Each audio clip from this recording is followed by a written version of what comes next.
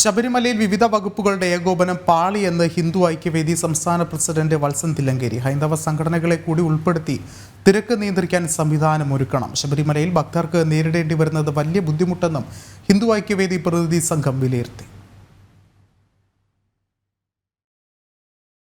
പമ്പ, നിലയ്ക്കൽ, സന്നിധാനം എന്നിവിടങ്ങളിൽ ഭക്തർ അനുഭവിക്കുന്ന ദുരിതങ്ങൾ നേരിൽ കണ്ടറിഞ്ഞായിരുന്നു ഹിന്ദു ഐക്യവേദി നിയോഗിച്ച പ്രതിനിധി സംഘത്തിന്റെ യാത്ര. ഇന്നലെ വൈകിട്ടോടെയാണ് സംഘം ശബരിമലയിലെത്തിയത്. ശബരിമലയിൽ വിവിധ വകുപ്പുകളുടെ ഏകോപനം പാളിയെന്ന് ഹിന്ദു ഐക്യവേദി സംസ്ഥാന വർക്കിംഗ് പ്രസിഡന്റ് വത്സൻ തില്ലങ്കേരി പറഞ്ഞു. ഇവിടെ സന്നിധാനത്തിന് വന്നപ്പോൾ അതിലും ദയനീയമാണ് കാര്യങ്ങൾ. ഇവിടെ ഒരു ഏകോപനമില്ല, വകുപ്പുകൾ തമ്മിലുള്ള പ്രശ്നമാണ്. ദേവസ്വം ബോർഡും അതുപോലെ തന്നെ പോലീസും തമ്മിൽ കിടമത്സരമാണ്, ശീതസമരമാണ്. പരസ്പരം എല്ലാവരും കുറ്റപ്പെടുത്തുകയാണ്.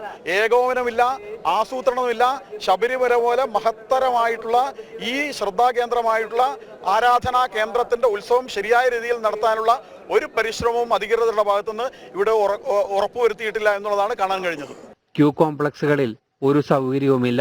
തിരക്ക് നിയന്ത്രണം പാളി. ദേവസ്വം ബോർഡും പോലീസും പരസ്പരം പഴിചാരുകയാണ്.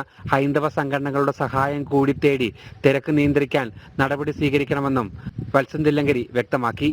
ഈ ലക്ഷക്കണക്കിന് ആളുകൾ വരുന്ന സമയത്ത്, അതും ഇവിടുത്തെ ഭൂമിശാസ്ത്രപരമായ പ്രത്യേകതകളുടെയൊക്കെ സാഹചര്യത്തിൽ അവർക്ക് വേണ്ട പ്രാഥമിക സൗകര്യങ്ങൾ ഒരുക്കാൻ അധികൃതർ മാത്രം വിചാരിച്ചാൽ സാധിക്കുമെന്ന് ഞങ്ങൾ വിചാരിക്കുന്നില്ല.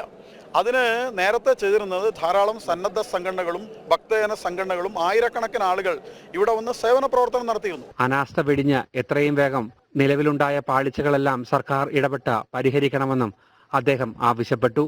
ജനം, സന്നിധാനം.